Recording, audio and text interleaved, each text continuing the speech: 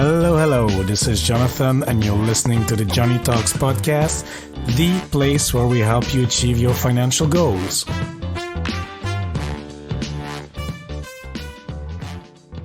Hola, amigos. Hope you're having a great day wherever you are. And if you're a new listener to the show, special warm welcome to you. I really appreciate you tuning into the show. And if you're a returning listener, welcome back. I appreciate it even more. In today's episode, we will speak to my friend Mike Cavaggioni from Average Joe Finances.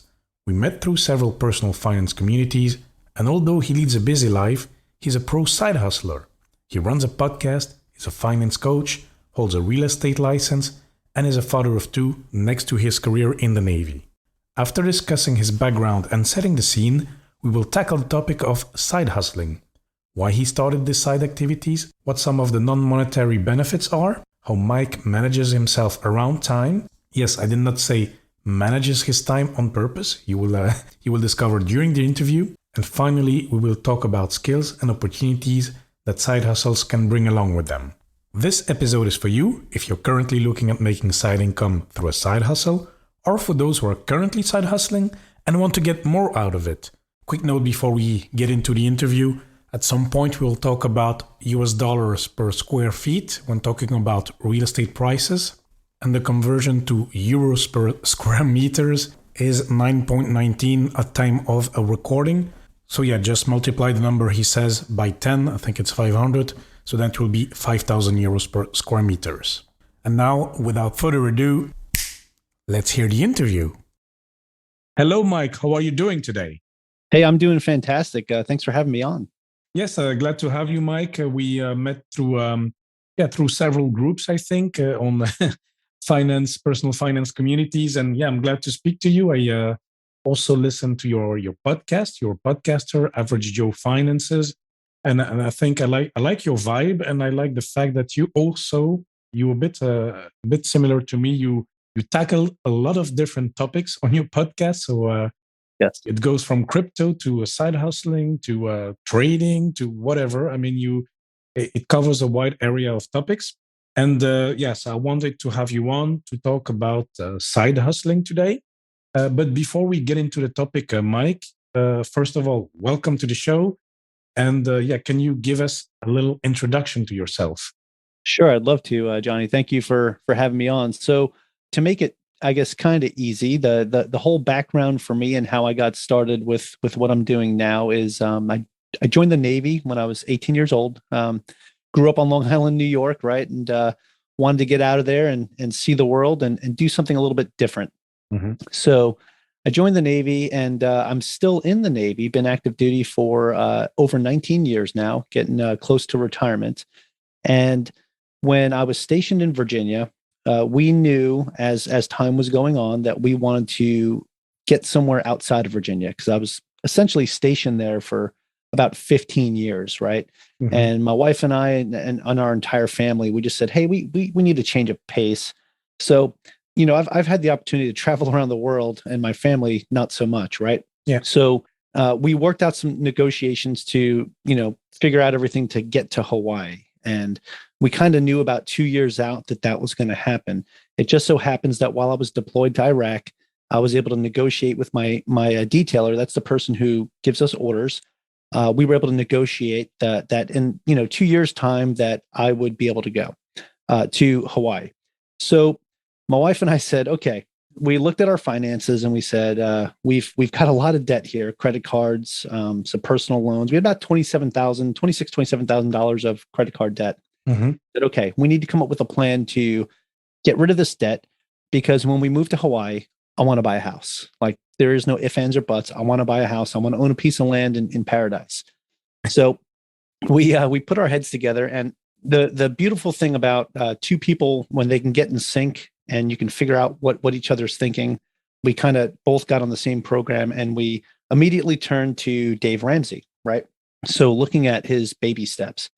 So we followed it. We followed it up through step 3, which was to get rid of all of our consumer debt, and minus having a mortgage, which we didn't have at the time because we didn't have a house. Mm-hmm. So in that 2-year period, we paid off all of our debt, and then we managed to have about $40,000 in the bank before we made the move to Hawaii.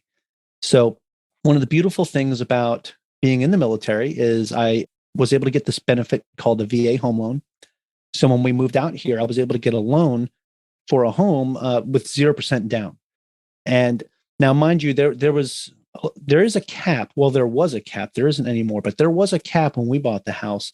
So we had to put a little bit down to make up for that. It was like we had to put down 1/4 of whatever was over the cap, which was it was about 70,000 over the cap. So we had to put a little bit down, but we still had all this money left over to do any type of renovations or anything that we wanted to do to make the house our own. So that was one of the reasons why we wanted to make sure we had this money saved up. Well, I didn't realize, I knew Hawaii was expensive. I didn't realize how expensive it was. We blew through the rest of that money to do the things that we wanted to the house and then some. And that got us thinking like, oh, wait, we need to like kind of hit pause and hit the reset button again. And we started looking at different methods of how to take care of our finances, right? So we started doing the envelope system, which this was something we did back in Virginia as well. But we kind of changed it up in Hawaii. We decided to do sinking funds, and we had several bank accounts that we opened up, and we had for strictly different reasons, right? So we knew that okay, we have pets, so we need a vet account, a pet and vet account is what we called it. So you have a separate bank account for your vet expenses? Absolutely, sure do. So we do. We put money away monthly for that. Okay. We have a birthday and holiday fund, so we know how much we're going to spend on every single person for every single birthday and for every single holiday. So we budget that money out, and it goes into that account. We have an emergency fund account, and then we also have other, fun money, family outings, and things like that. Which, unfortunately, we haven't really been able to use that at all. So that has been, pushed into other things like our investment accounts because there wasn't really much we can do during the pandemic. So, but we found that doing it this way and paying these different accounts as soon as we get paid, we pay those accounts first, we pay our investments off, then we worry about what our bills look like. And it's kind of like a method of, pay yourself first, which is very similar to Mike Michalowicz's book called Profit First, right? And that's one of the things that we realized by doing it that way. It made our spending habits, I guess you could say, a little bit easier because we knew exactly where we were putting the money. Now, I'm getting closer to retiring from the military, right? So I've been in for over 19 years. And my wife and I, we were talking about, okay, we need to look at different ways to bring in income to make up for the 50% cut that I'm going to have when I retire and start collecting my pension.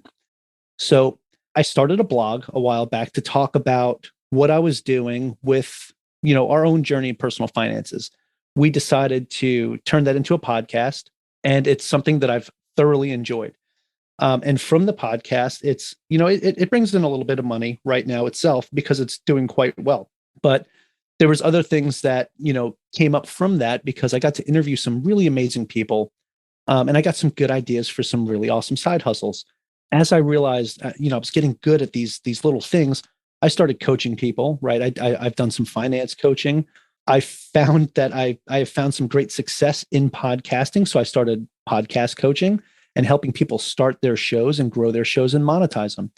And little things like that have been, some of the little side hustles that we do to bring in an additional income on top of, our regular investments. One of the things I just recently did was I just invested in my first apartment syndication, which is really exciting. It's something I've been wanting to do for a while. And I went in as a limited partner on 102 units. So this is definitely an exciting time, That's for my family right now, like as we're getting close to me retiring from the Navy. So I know that's kind of a little bit long-winded, but I wanted to kind of keep it, that's my background, kind of where I'm at right now with, in turn to side hustles and where we're at with investing and things like that. No, sure. And okay, that was indeed quite extensive. And I have a few questions pertaining to what you just said. So one, my first question is, okay, you said I have been 19 years in the military. Is that normal to retire so fast? Because, okay, if I start at 20, then that means at 40, I'm done. Is that a regular career trajectory? Yeah. So generally you can retire at your 20-year mark. That's when you are eligible. And that is going to be a 50% pension off your highest 3 years of being paid in the military, right? So for me, I was enlisted for 9.5 years before I commissioned as an officer. And being able to commission as an officer is one of the things that really accelerated the fact that I can retire at 20 years and not have to stay a little bit longer, because the pension will be enough to cover, a majority of our expenses. Yeah.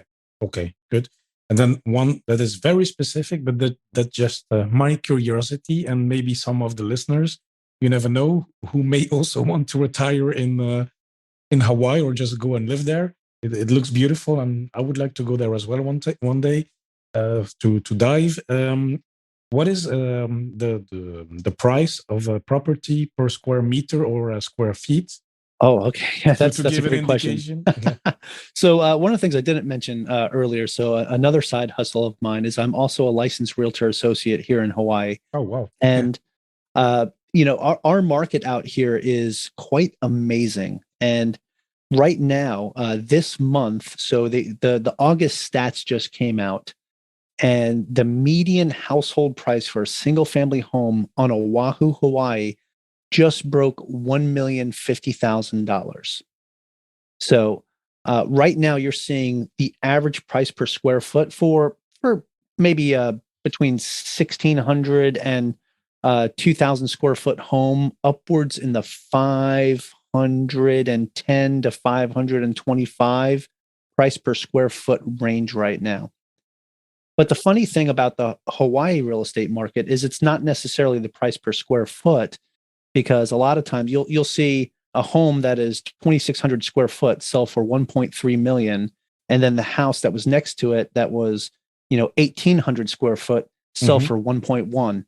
And the price per square foot, you have a huge disparity right there. So it's not necessarily that. There's a whole bunch of other factors that come in. Yeah. Okay. No, it was just to have an idea. The thing is, yes, indeed, we talked just before the show, and you said, look, I started the side hustles not because I was in debt back in the days. It's really to make some side income when I'm retiring, just to plan it a bit better, and this is where it came from. So, of course, then I want to ask you, before we go to the real estate part, the blog, the finance blog, because if you're in the Navy as such, you're not a financial professional. You are right. That's not your background. So why did you start to look at personal finance and start the blog and the podcast? Yeah, Joney, that's a great question. And being in the military for over 19 years, I've been in pretty much a leadership position ever since my 3 to 4 year mark. I've been in a supervisory or higher leadership position.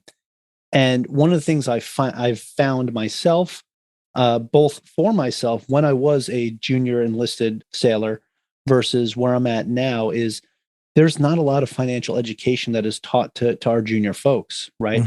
You'll see a lot of the people that join the Navy brand new, or join any branch of the military brand new, and they go out and they buy a $35,000 to $40,000 car, right? They can't afford really to live out in town because they have this huge car payment. And a lot of that comes from the lack of education and the lack of, I guess, fiscal responsibility. And this stems from way before those young men and women joining the military. This starts, for at least in the U.S., in our public education system, right? We do not teach financial literacy to our children, and that's a problem. And so, it took me getting into my late 20s and early 30s to realize, hey, I'm not doing this right. I shouldn't have all this credit card debt. I shouldn't, just go and buy the things I want just because I want them. Like you need to save up and earn it, right?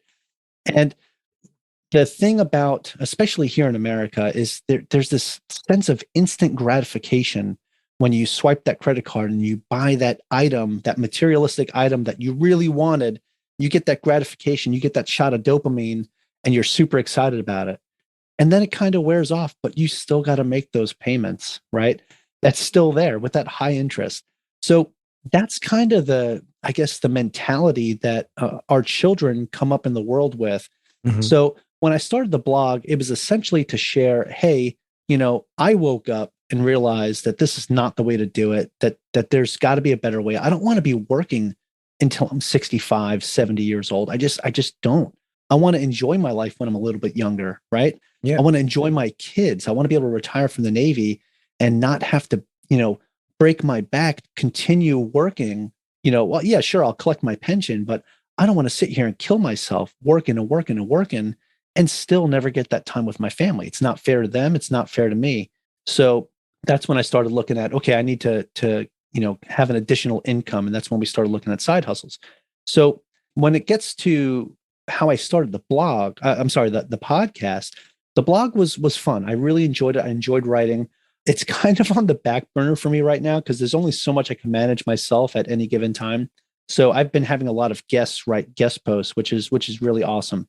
But for me, the podcast kind of became, I guess, the bread and the butter for what it is that I enjoy, because I enjoy talking, as you have noticed. I enjoy sharing, my feelings on things, and I enjoy imparting some knowledge on people, even if it's not.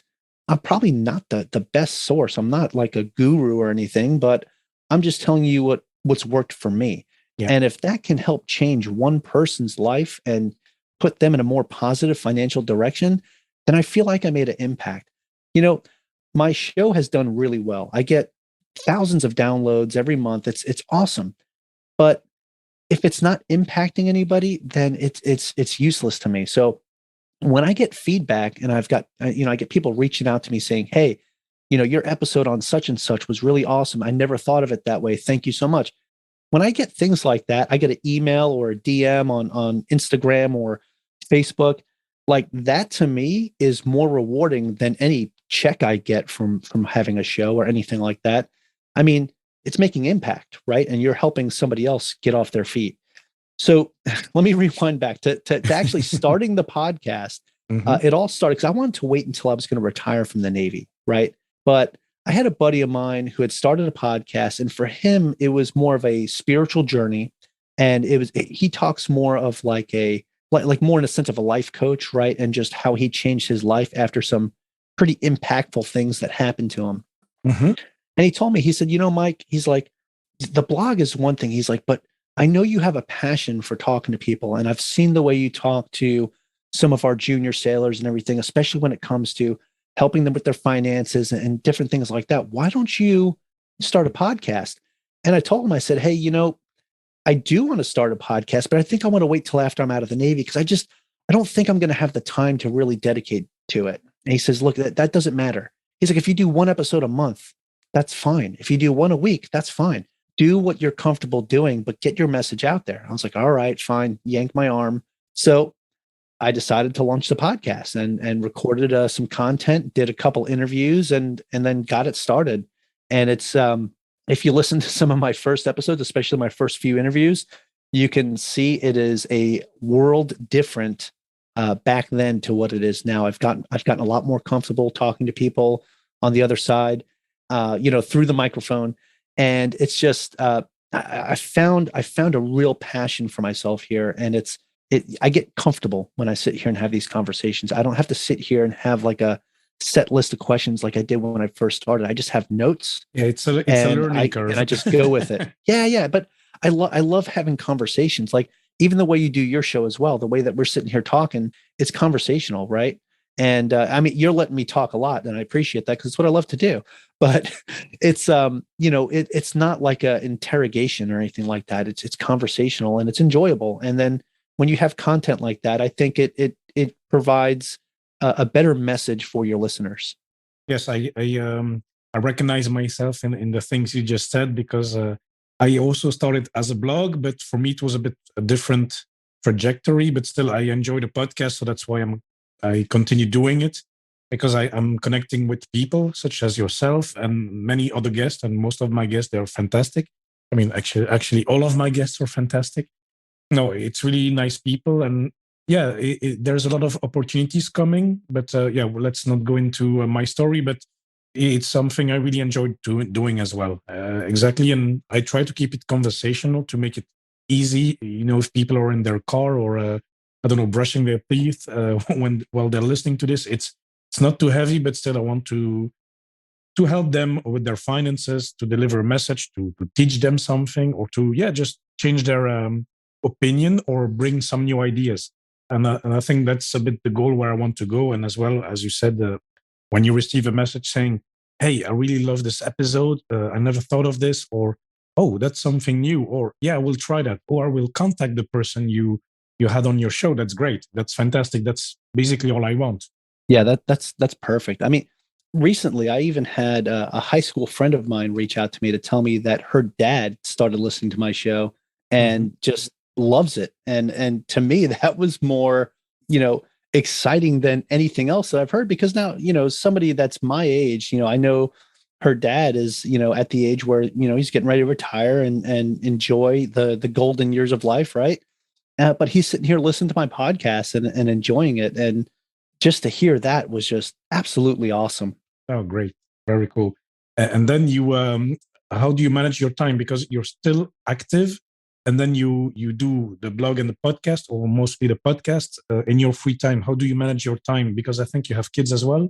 Right. Yes, Yeah. I do. Yeah. So the infamous time question. So I'd like to say that I can do everything all at once, but that is impossible.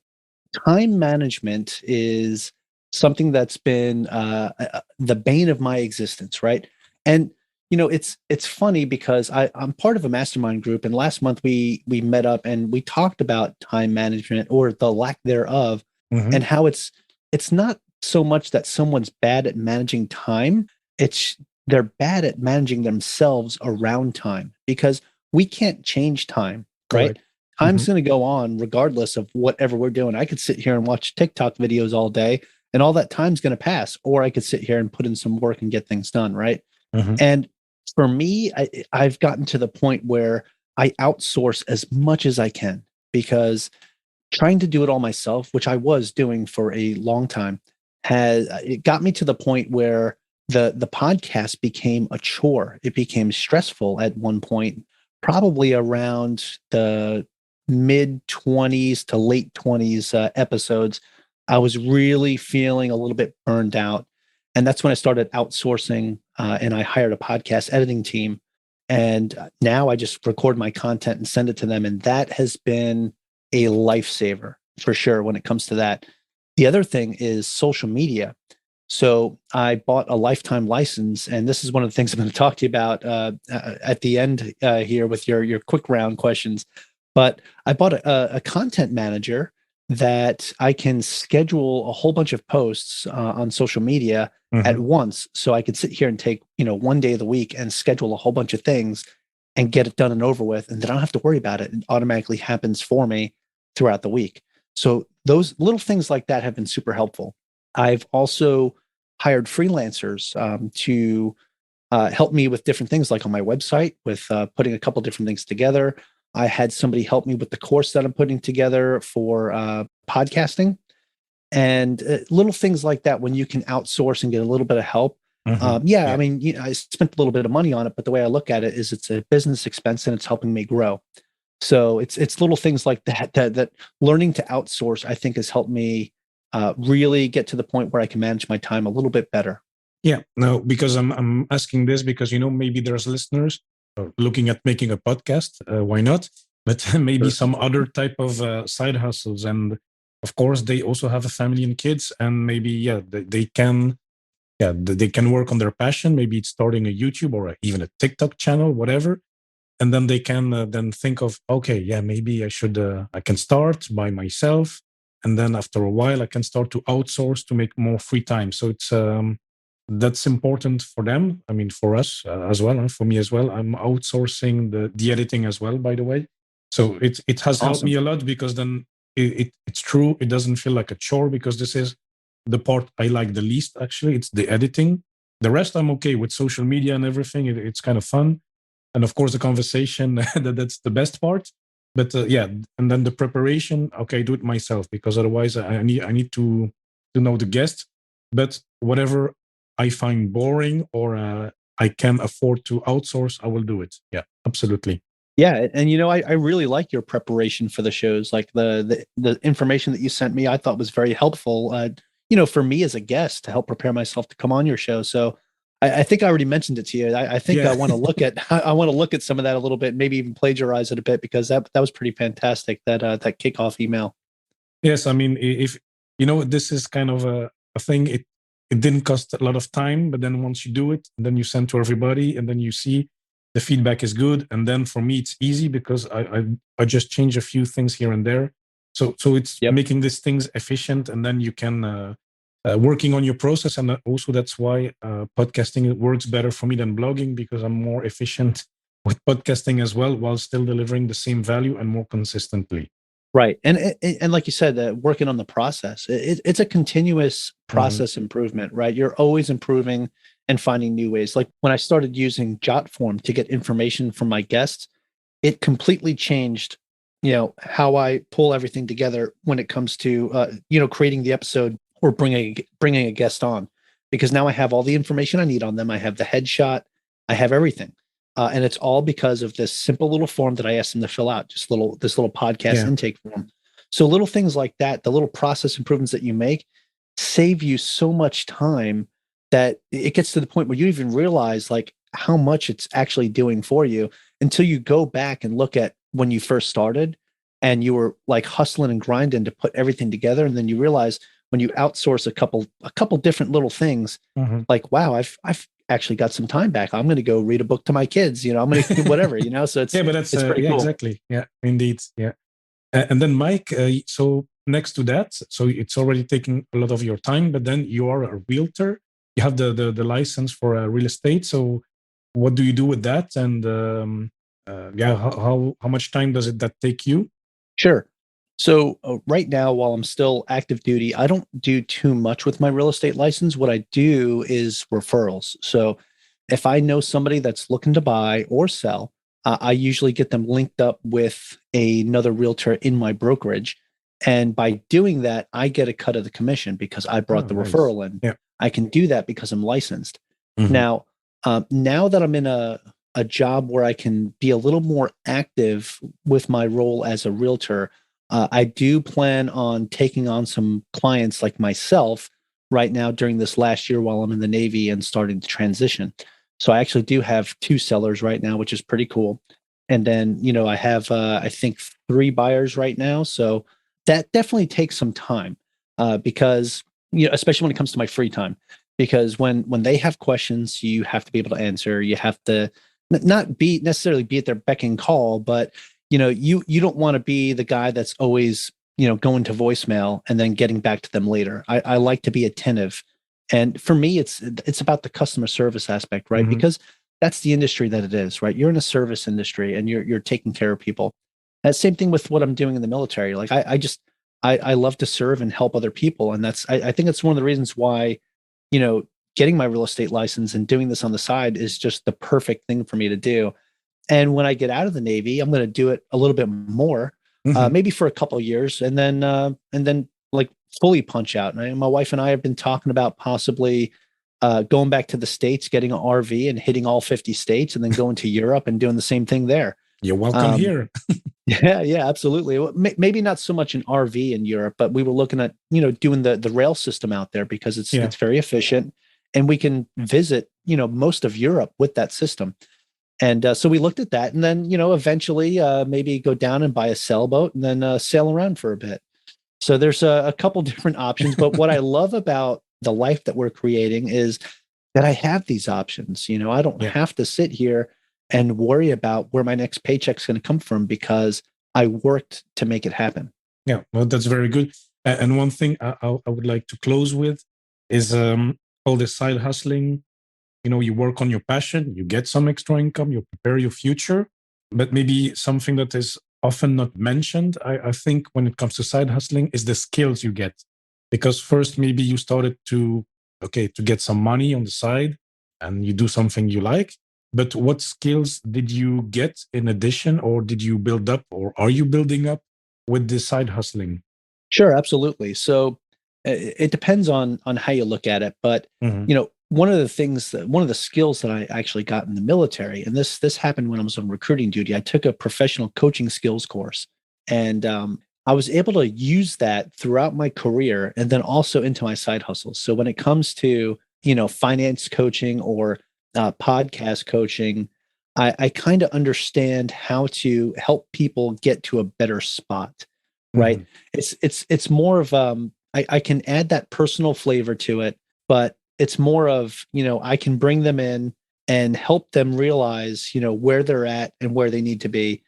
A lot of times they can do that on their own. They just need that push, right? And that's what I do. I go in there and help them, I give them that push to get them going in the right direction, because momentum is all you need. Once that little snowball starts rolling downhill, it gets bigger and bigger and bigger. Eventually it's going to hit something and cause an avalanche, right? Or it's going to be like a huge abdominal, snowball that comes and just destroys the village. I don't mean to go so dark, but but little things like that, and then being able to interact with people. I think I've definitely got better with my people skills, especially when it comes to talking with other people, because the podcast has helped me with that. Because doing these interviews, I've met some amazing people that I still keep in touch with. I mean, my network grows every time I do an interview. It's amazing. And I love keeping in touch with previous guests because they're all doing some really awesome things. And it just helps me build my network, right? So that's one of the things I've definitely learned as well is to, get better at talking to people, build relationships, build your network, because your network really is your net worth. Because in the future, when I need something, like if I know that there's a really good deal coming down the line, or there's like an apartment complex I want to go buy, and I know who to go talk to get the money. I know who the lenders are. I know who potential partners are that can come in here and help me take this thing down. And it's all thanks to just the network that I've been building simply by having a podcast. So it doesn't really matter what side hustle you go into. If you don't mind, I'd like to share that. Sure. I had a guest on my show that does freelancing, right? And she started off doing freelancing on Fiverr, and she was able to quit her 9-to-5 job, and she has built it to the point now where she's making over $300K a year. And she has a team now, and she essentially outsources everything. She does some work herself, but most of it gets outsourced to the people that are on her team. And she's out there absolutely crushing it. So, and she built that from the ground up. So she was able to build her skill set up, and she learned how to be a leader, right? And how to bring on, I guess, quote unquote employees, but they're all freelancers, right? They're all contractors. But she's able to build this team and go on and make her business grow even bigger and scale it up. So it doesn't matter what side hustle you go into. If you go into it with a purpose and a passion, you're going to learn as much from the people that you're helping, or from the side hustle that you're doing, that then you're going to, get out of it yourself. Right. So there's always a place to learn. Always keep your mind and your brain open in receive mode. Right. You always want to be able to learn. And I do that every time. I'm learning right now, having a conversation with you.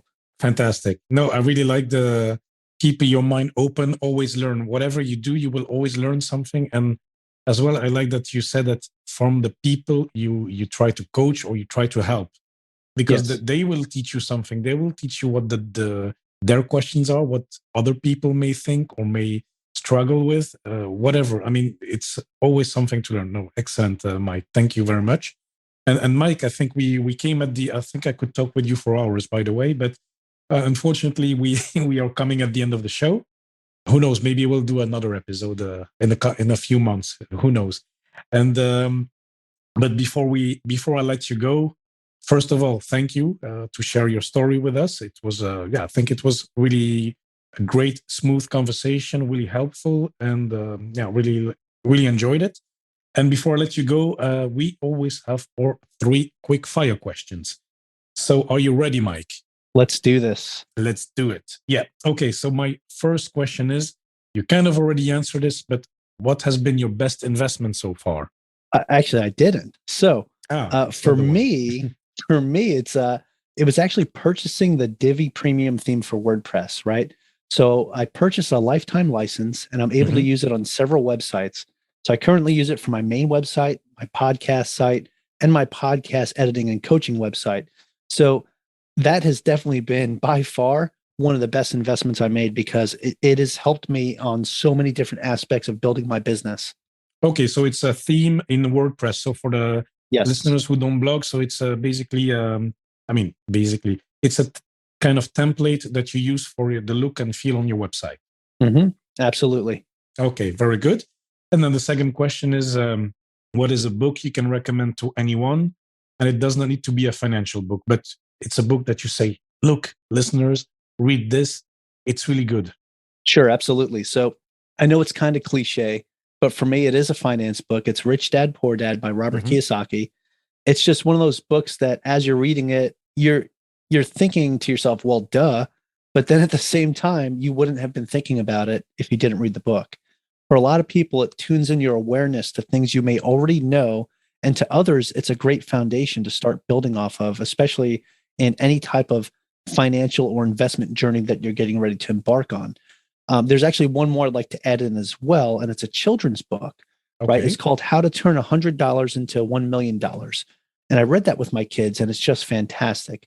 It teaches how compound interest really is the eighth wonder of the world. And I just wanted to bring that one up, though, because it is a kid's book, so that you got the adult book and the kid's book. But if you read that book to your kids, for your listeners, if you read that to your kids, it has all of the basic concepts that you need to understand how to get started investing, saving, and how compound interest works. Oh, fantastic. And I think it would make a great gift to a friend who has kids, for example, as well. Absolutely. Okay, then very good. I'll link it anyway in the show notes so people can find it. And the third and last question, what is the best purchase you've made for $100? Under $100. Right, so, yeah. Yes, this is the one that I mentioned a little bit earlier. So as I'm putting out more and more content on social media, I purchased this license for something called contentstudio.io. It's been a fantastic way for me to schedule on multiple social media platforms at once. I could sit down and, basically take one day and schedule a whole bunch of posts and not have to worry about it for the rest of the week. As I'm getting closer to retiring from the Navy, I really want to start focusing more of my attention on social media and getting myself out there even more than I'm currently at. So it's definitely one of those tools that has paid for itself tenfold since I bought it about a year ago. Okay, no, very good. I'll have a look myself into it. I didn't know about this one. Okay, very good. But yeah, everything that can help you save time and be more productive for a fraction of the cost. Sometimes you will spend 2 hours on something, and maybe with this kind of tools, it can be reduced to half an hour, 45 minutes. That's already a huge gain. Absolutely, because time is money, baby. Exactly. Okay, well, Mike, thank you very much. It was a pleasure to have you on. Where can the people, the listeners, find you actually? So it's pretty easy. My website is averagejoefinances.com. And you can find all my links for everything else at averagejoefinances.com/links. But you're going to find everything there. My website, all my social media. I keep it simple.